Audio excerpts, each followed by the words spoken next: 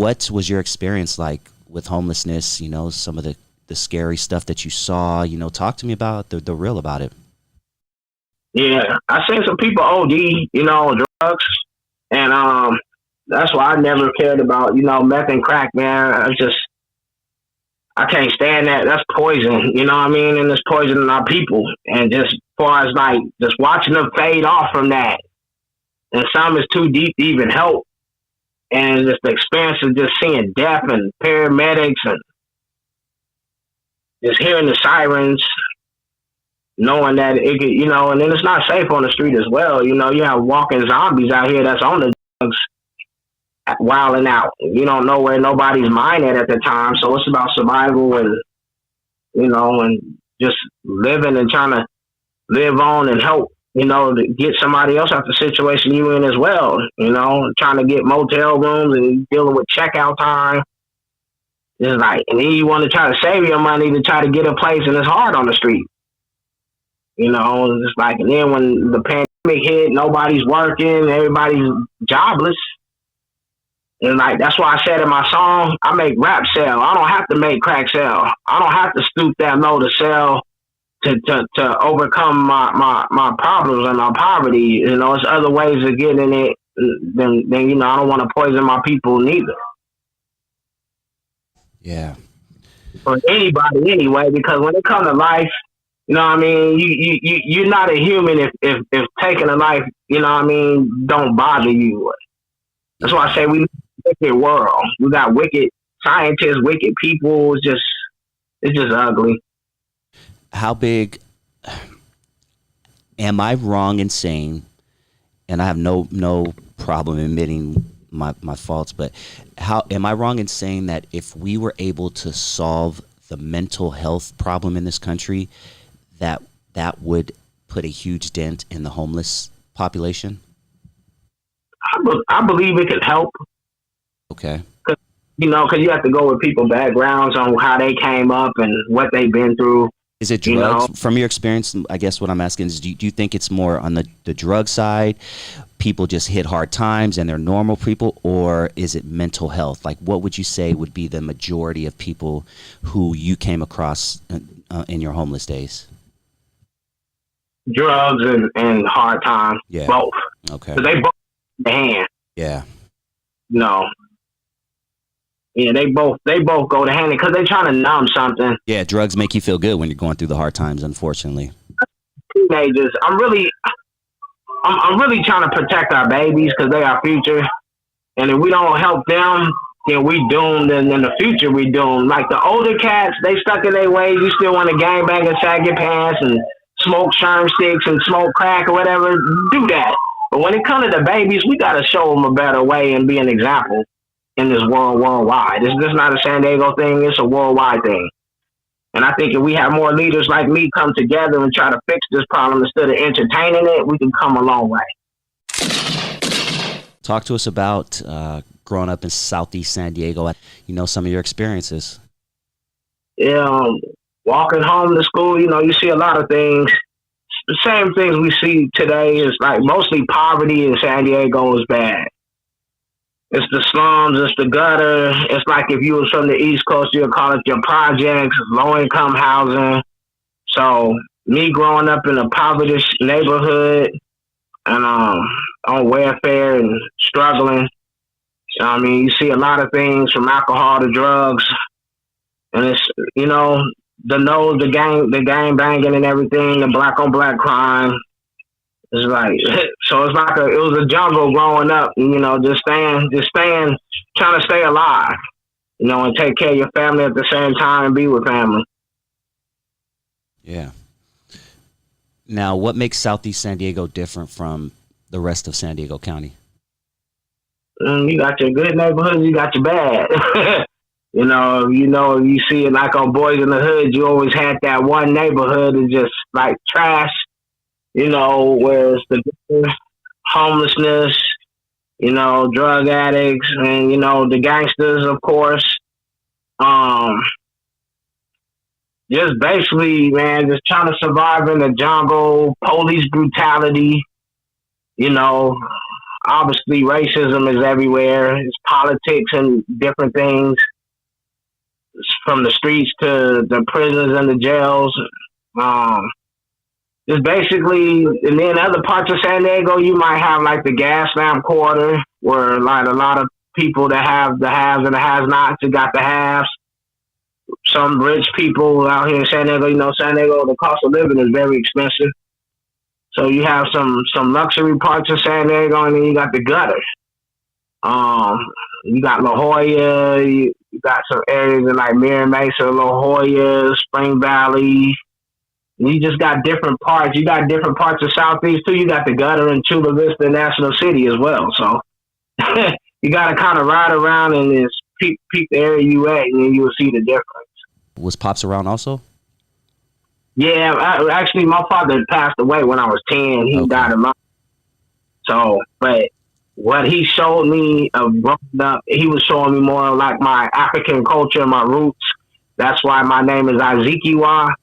It was originally from president of Nigeria. His name is originally Azikiwe. But my dad wanted me to have my own style, so he gave me the name Azikiwa. So, yeah, it means strong and strength. Okay. So, yeah. So my father had me into my culture, my roots, about Africa. Like one of my favorite warriors was Shaka Zulu growing up. Man, 10 years old. That's a tough time for a kid, and especially if he was in your life. You said it was lung cancer? Yes, Big smoker? I feel kind of too like it was my fault, like at 10, you don't really know the consequences of smoking cigarettes like that. But you know how like when I was younger, we was able to have a note and go to the store and actually buy cigarettes without being ID. I was born in 78. I remember those days, man.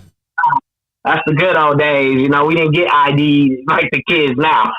Yeah, it was just a trust system. I know your mom, and I know that, she does like these cigarettes. And if I'm going to see her tomorrow if you're lying, basically.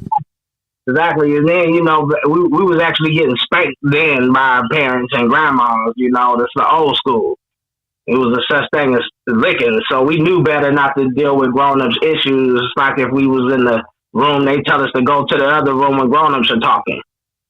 But times in the game have changed. Now they getting ID'd on everything, and so I said they might got the technology, but when it comes to realness and thinking actually with the brain, when we had to actually think, we didn't have the phones to tell us what to do for the technology.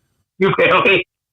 So it's just like time change, man. But the main thing was just staying alive in Southeast San Diego. That was my main thing, staying alive. Yeah, yeah. And, I had a lot of setbacks growing up as well. So a lot of my shows got pushed back, and me and my movement. And I had a rap partner too, out here in San Diego. And our friendship kind of faded, and everything got lost. And we had tracks together as well. So I had to push a lot of that stuff back.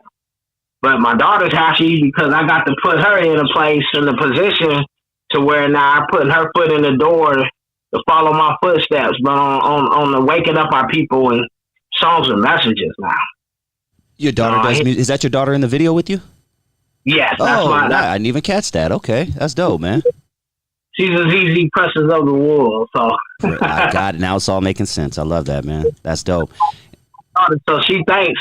She want to thank my friend from the bottom of her heart. Like, thank you for giving me opportunity to slide in with my father. So once I sat back and leave it alone, she could pass the torch and keep it moving and keep it burning. Is your daughter right there with you?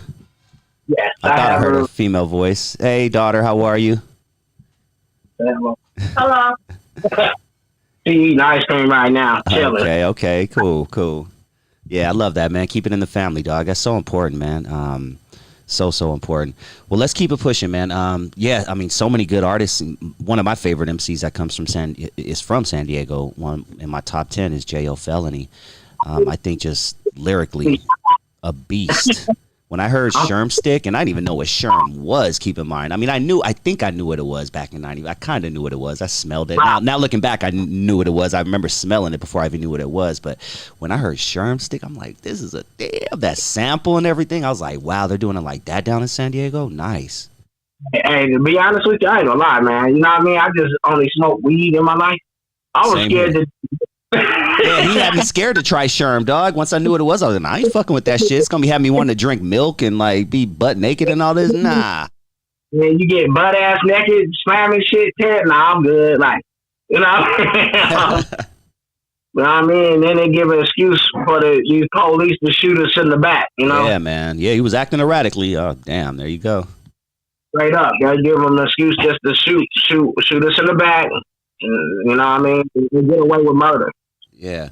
You know, let me ask you, Southeast San Diego, specifically your area where you grew up, are they run by police or is it sheriffs? What's the situation with that? Well, on my part, off of like Logan Avenue and Imperial Avenue, on down, that's from San Diego police. Okay. What have been your experiences, or what do you know about the San Diego police, especially around the time coming up? Not necessarily today. We know what the deal is today, you know, but what was going on in the 90s? In the 90s, they were still like this. At the same time, I think they was actually. I think it got worse, but they was bad then. Like the 80s and 90s, because I remember the 80s as well. You know, growing up, and then that's when the crack era hit, and you know, Reagan with the war on drugs, and so it was a cold setup. It's a cold monopoly game. You know what I mean? And I feel like that the drugs is brought in, how they was brought in, it broke up a lot of homes and families. Oh yeah. And had brothers turn on brothers, mothers turn on daughters. I mean, so it's like just like when they quote in the Bible, the end of times.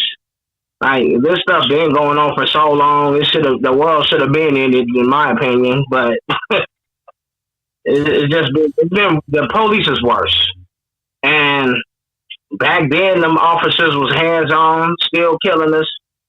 You know, that's why I always respected the Black Panthers before they was infiltrated and destroyed. When they had protecting the neighborhoods and put actually boots on the ground. And I feel like San Diego, we need the boots. We got the boots of Black Panthers, but they're not as active as like Huey P. Newton was when they actually was protecting the neighborhoods and keeping the violence down from the police. Do you think the Black Panthers can thrive in 2022, 2023, honestly? I think they'd be taken down right. See that they let Bloods and Crips thrive like a motherfucker 40 years, but as soon as the Black Panthers tried to start making some move and doing some positive, nope, Yes, exactly. I think any you know what, and it's been like that since it's been like that. Anytime a black person get any kind of power and he's making a certain move that the system don't like, no, I'm just gonna say that the government don't like the white government. You know what I mean? Yeah, we know what it is. Everybody know what it is. Told it when the white government don't like a brother achieving and waking his people up, that's when they come. But the sad part about it is they get your own people to destroy you. Damn. I've seen it, like even with Malcolm X. Yeah, man. I think you do that to your own brother. And you know what the system is doing with the FBI, the police, you know, just period. You know, J. Edgar Hoover, how he destroyed the Black Panthers. But if you look back in the days, he destroyed Dr. King, he destroyed Malcolm X. He even went on to even having Marcus Garvey deported. Mm-hmm. As far as we go through history with the police, they went from white sheets to police uniforms, and the DA is in their pocket because they always let the police go home and walk away after they murdered a black man. And prison is just modern day slavery, man. That's it. That's all it is. And it used to be a time when slavery was actually supposed to be abolished. They had in the amendment to where if you got in trouble with the law, that you will be forced into a modern day slavery, as far as like the chain gang down or whatever. Yeah, exactly. What they was that the 13th amendment or something? 13th. Yep. Right. Yeah. Exactly. So they had another trick up the sleeve, not to quite get rid of it. And I'm gonna have to say this too, while I'm on this matter about the police and the brutality. I think that it became the fact we like to let things go too fast. I think Very forgiving. yeah, we let things we forgive easy, and it's been embedded in us to forgive It's and always love. been like that, man. That's crazy. I think it's been the oldest trick in the book, but it seemed to us that we do that is like we could protest, we could march, we could say hands up, don't shoot, touch one, touch all, but after a couple months, it'll die down and everything go back to normal like nothing happened. It's like it was just like yesterday. Oh, it was George Floyd. Now I don't hear his name anymore. Or we could go with even Alfred Alonso that was out here in San Diego that got gunned down by the El Cajon police. We was out there every day and night. I was even on the front line. What's that story? Keep it alive. I don't know about that one. What happened? Yeah, it was in 2016 in October. Was it September, October? It was one of the months. It was September, October, where he got gunned down by the El Cajon police. And he supposedly pointed a vape, but he actually needed mental help. So his sister called out and asked for the help. And the police came and they just gunned him down like they were chasing a rabid dog. They was hunting down a rabid dog. They gunned him down, straight murder. And he had nothing but a vape in his hand. The way I looked at it on the video, from where the taco shop had the video, it looked like he was trying to get away from the police. Actually, when the tape came back, they had a couple pictures of him like holding the vape like it was a gun. So they gunned him down, and the officer actually got to walk away with that. And today, El Cajon City should be still packed with blacks and even Latinos, because I believe in my Aztec brothers, we ride together on this one when it comes to police. Most definitely. San Diego politicians and stuff with the politics about the blacks against the Mexicans, that's that bullshit. Their biggest fear is blacks uniting with the Aztecs because they are so they don't want us to unite, so they want to keep us feuding as well. But at the same time, when it comes to certain things, we have to leave certain things in the closet or at home and just get with the issue. And being black and Latino is the issue in America when it comes to this racist police and the system. It bothers me that if I want to be a barber, that I have to go to school longer than if I wanted to be a police officer. I feel like the training is so lackadaisical. I mean, I feel like it should be a 4 to 8 year process if you want to become a cop. I mean, there's no reason why if I want to cut hair, I have to go to school longer than if I want to go out and uphold the law. Oh man, I guess it's easy to pull the clipper triggers than it is. It's hard to pull the clipper trigger than it's hard to, than it's easy to. You feel me? Man, that's cold, man. Yeah, I like where this conversation is going, man, because we really need to discuss this stuff more.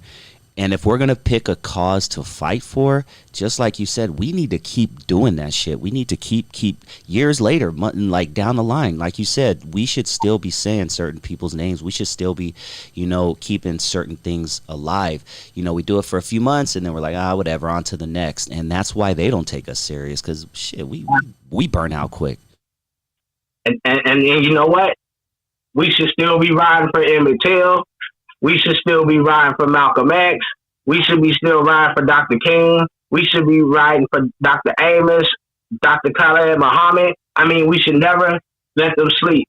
And I'm gonna be real with you for one. I'm gonna be real to the realest I can be. My thing is, why do they pick certain leaders and they keep certain ones alive? Jesse Jackson and Al Sharpton's punk ass. I don't fuck with them. You know what? Them are not leaders to me. To me, when you're in bed with something or somebody or whatever they in the bed with or whatever, they got paid to do whatever they do. My main thing is if you got to get paid off of black blood, then we don't need you being one of our leaders. Ooh, that's facts, dude. And that's real. Because one thing I didn't like is your main leader you looked up to is dead, but you're still here. I'm gonna say it straight up: you're buck dancing in America. You buck dancing for the white man, and I feel like that you sold your people out for $1. Mm. Man. Just like I'm gonna say his name too, like Ben Crump. Instead of him I heard your daughter. yeah, my wife. I got my wife here too. Okay, hey wife, how you doing? I get into politics, they were like, "Oh my God," because all they know is that when you a black man tell the truth, you know what time it is at the end. But I'm willing to die for my people. I'm willing to die for what I believe in. And if I got to take a bullet for my people, I hope they ride for me when they come. Yeah, and more than 3 months, and for more than 3 months. Right. Please, until the world end and God say, I'm coming back to do it myself because it's not going to never be peace. That's how I want it. You know what I mean? If we're going to bring the sword, let's bring it right. So, like, when I say about Ben Crump, no disrespect. I don't knock the man. He's educated, a civil rights attorney. Much love. We need more black people to do that. But don't wait till a bullet go in our head in the ambulance to help us get reparations that's due. I feel like as much as hard as he fight for a George Floyd case or Breonna Taylor, I think he should fight for us to get our 40 acres of mule and some. Because it's long overdue. You know what I mean? It's hard to keep hip hop. I'm like this, man. There's no way that in our community or any other community around worldwide, and we got players like Michael Jordan, we got people like Oprah Winfrey, we got the Jay-Z's and the Beyonce, Magic Johnson. And you still got trashy neighborhoods and people that need help. Money ain't a thing. Okay, I get that. Okay, money ain't a thing. But what about the people that's still stuck in poverty? What about the people that's trying to help their family? It should be no baby starving in America or any other country as that. Yeah. And, San Diego, you know what? I love San Diego.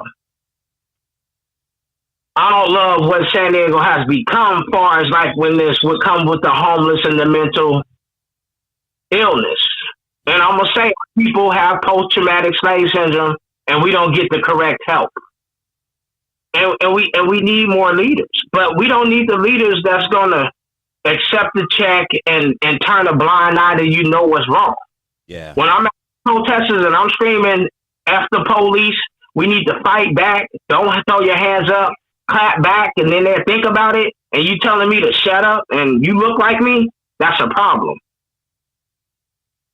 And then I look at it like, why do we see the same people speaking for us on the news?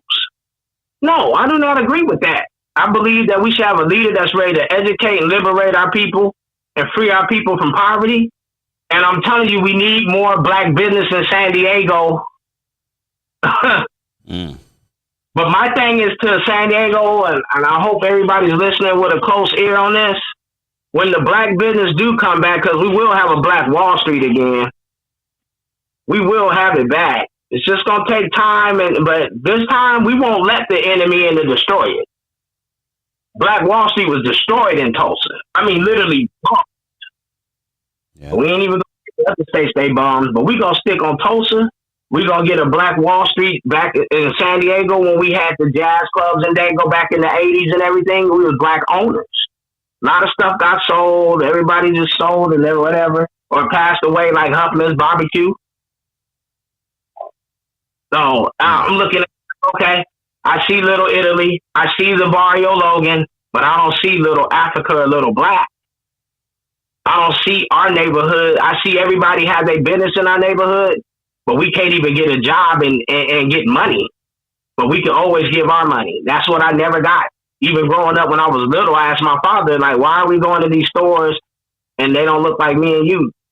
Because my father always told me to treat my people with respect and unite and love my people, spend with my people and build with my people. But then when I go to the stores, I see Chaldean and Arabs and etc. From the Asians and everything. Yeah. Oh, and it's the way we treat it. I love hip hop. I love hip hop because we got to go back to the beginning. The graffiti and the breakdancing, right? Pop locking to the Curtis Blows, to the Houdinis, you know what I'm saying? We could go back there. It's like, remember when hip hop was a real culture and a movement? Outsiders couldn't get in.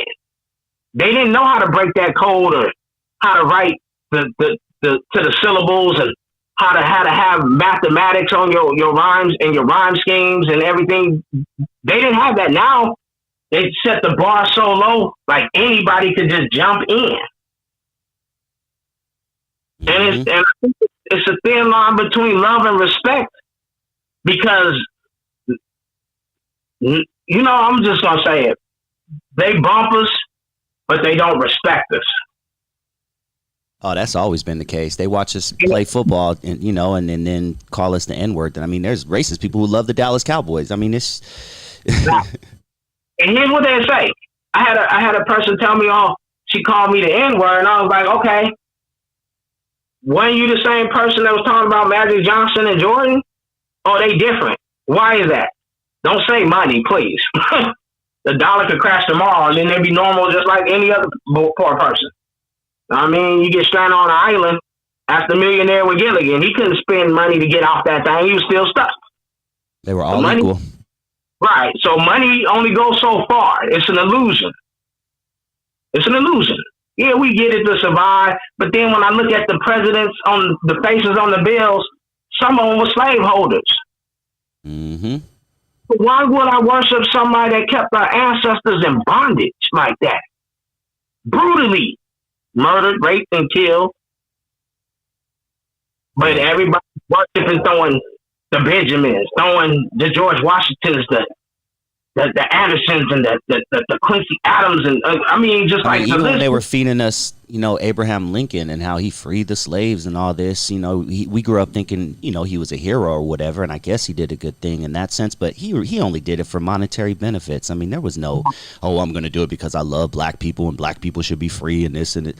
Nah, motherfucker, there was a whole reason why he did that. It had nothing to do with black people freedom and him loving black people, and that's what we were taught when we were kids. Abraham Lincoln was a good old man. Like, nah, he was a piece of shit too. Exactly. And then they put them on the penny. Now you look like them. Oh, matter of fact, we're going to turn you the other way so your back can be turned on you. See that? And now pennies aren't even in existence anymore, damn near. I mean, it's like, yeah. And then they blew his head off. You know what I'm saying? Yep. So it's like, in this game, to be a leader is pain, blood, and death. Like, LeBron is not my leader. Hell no. I'm sorry. These athletes, they put these athletes, and they put them in a position to where they talk about how Black Lives Matter, but at the same time, you're still playing basketball. Mm-hmm. You're still running up and down the court because you're not the owner of that team. We know who the owners is. Run, nigga, run. Right. So you got the slave master in there saying, keep running, shoot the ball, but then we got the police killing your people, throwing them in jail, murdering them. That's why I tell my people, it's time to wake up now. We've been asleep for too long, and then it's too much. Like, you got the computer in your hand. So there's no excuse to get the info if you need to get it. You don't know how to get it? Read a book. Read a book. Read a book. Man. And let's keep it on this subject, because I'm glad it went in this direction. Me personally, and the more the years go on, at first I tried to understand the movement. I tried to give it a chance, benefit of the doubt, all that. But now in 2022, 2023, right around the corner, I despise the Black Lives Matter movement as an organization, for the simple fact that I don't see any money that they're giving to the community. I see nothing. They're making millions. They're buying big houses here in LA and California, Atlanta, all over the country. But people are still starving in the hood. Shit is still going on. And Black lives don't seem to matter to the Black Lives Matter organization. That's my personal opinion. And if you disagree with me, no worries. But what are your thoughts on Black Lives Matter as an organization? I don't say as a theory, as a, you know, obviously Black Lives Matter is a theory and all that. But I'm talking about the organization specifically. What are your thoughts on that? First of all, my thoughts of it, I think it's a bunch of bull crap. I think it was a money move, how to have like a kind of like a nonprofit to get some kind of funding going. I'm like this. I believe that we was like raised to fear from even through religion on so forth through the system, through the cops, how we supposed to fear the police and everything. So when it comes to that Black Lives Matter, like you have to really ask yourself, why does it start now that it mattered? Why didn't it matter in 1619 when them ships came over here? Oh, break it down. That's deep, man. Why it didn't matter then when you had slaves building America up? Why didn't it matter then when you separating families from homes? Like, I mean, you could meet your cousin and you could be banging your cousin and don't even know it. Genetically through DNA, you could be banging your cousin and don't even know it because of the separation from slavery and the breaking up the homes. Same thing they do now. Man, woman, and child is a threat in the black community. That's the Trinity. Black man, black woman, and black child is a threat. They try to break it up, put the man in jail, keep the woman on welfare. Yep. Yeah, and tell them what to do in and out. So when it comes to the Black Lives Matter movement, it's like, you're right. Why are we still in the gutter? Why is the police still killing us? And then we go out there, we scream black power, we scream, but then you scream for peace. Dr. King taught me one thing that I agree with him is to crash their dollar when they act up there. Boycott. Mm-hmm. Why we still got these businesses running when you know that the system failed us as being black in America? So when it comes to that Black Lives Matter movement, I believe it was made just like the NAACP, that is a white person behind that. Because the way it took off, it had to have some kind of backing from the outside. And I kind of call them the Underground Railroad. Like that ones that helped through the abolish slavery, that, you know, hide out and get them to get to the North. But I believe that the Black Lives Matter movement was funded by a white person. Because I did go to a few protests during the whole George Floyd situation in 2020, the summer of 2020. I was pretty involved in it, and I was, you know, kind of documenting the whole situation. And one thing I specifically remember was being at a big spot where, you know, hundreds, 1,000 people at least, and there were news cameras there, and the people with the Black Lives Matter signs and who were, it was probably, I would say, 10% black.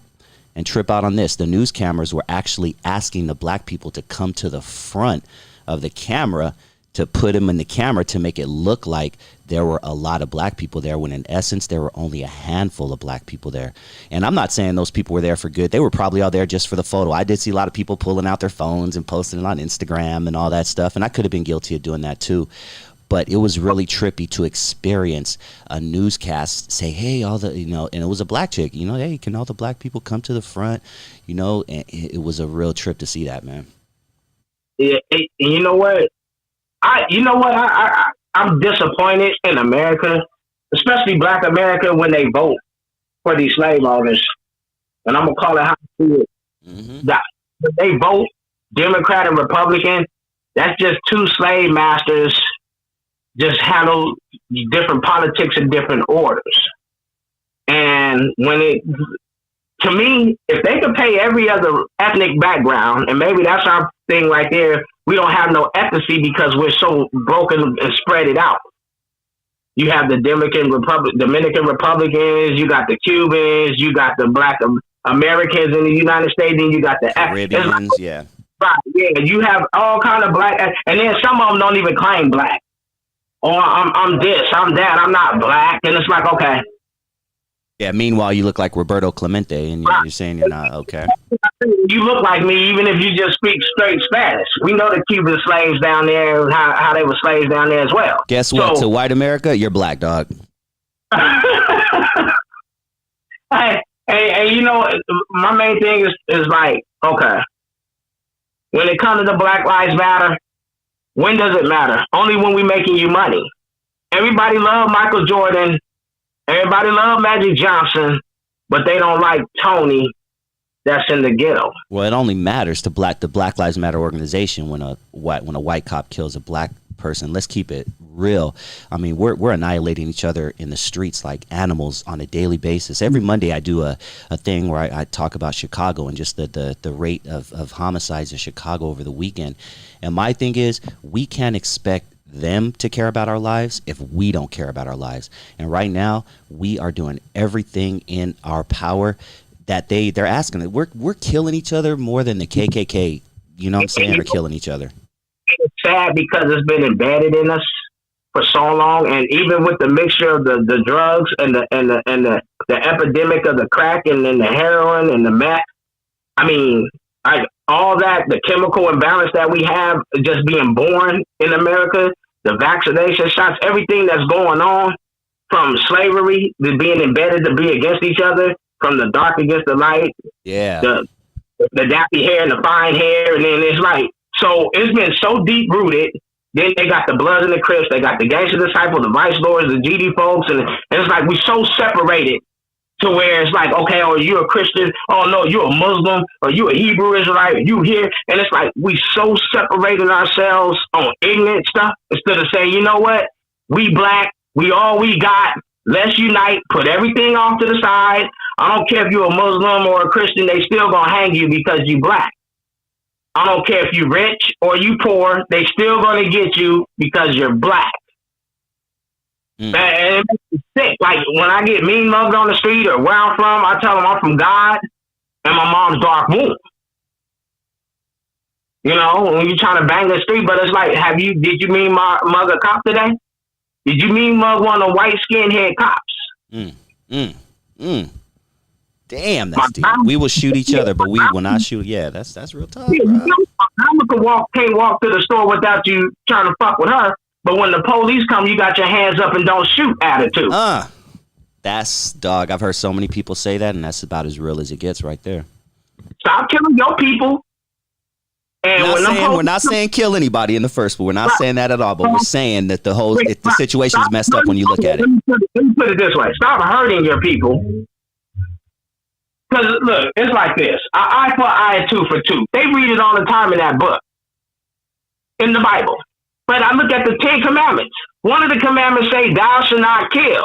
Mm-hmm. And then an eye for an eye, tooth for a tooth, just a few chapters later. But that's what I'm saying. Like, America's hypocrisy because they'll go to war.